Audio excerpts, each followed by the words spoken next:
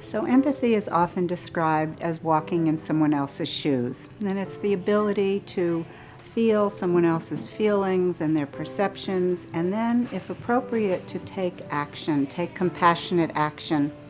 And it's usually thought of as alleviating suffering, but it can also be connecting with others in real deep feelings of joy.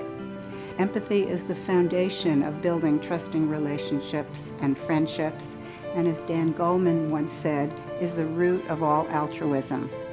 So where does empathy come from? It's the very first thing that we learn from our parents. It's what we model for our kids.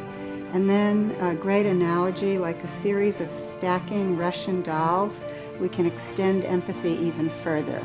We can take it to school, we can take it to our workplace, we can take it into our contact with whoever we see all during the day.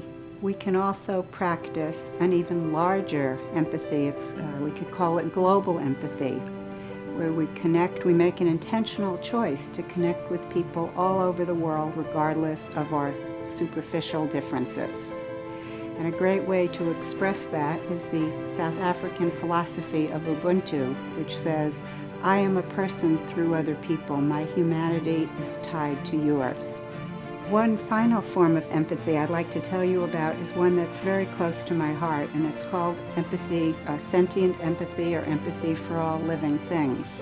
And what's behind that is the desire to relieve the suffering and to create a more peaceful world, take care of our fragile planet. It's what drives so many of us to care, like me, to care about taking care of animals, like Emma Friedman, to worry about what's happening to the orangutans. So these are really different kinds of empathy that I think if we begin to expand our awareness of empathy, we realize it's more than just two people talking with each other.